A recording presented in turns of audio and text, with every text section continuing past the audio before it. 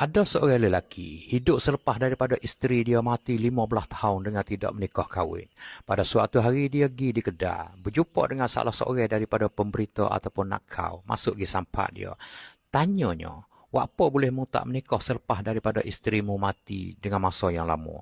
Jawabnya, kerana aku tak jumpa walaupun seorang pun daripada perempuan yang serupa dengan isteri aku dulu.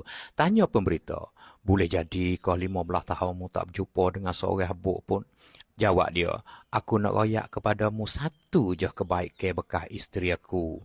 Pada suatu hari, aku balah dengan dia. Kerana dia aku sehabis-habis marah dan aku hambak dia kelik duduk dengan keluarga dia.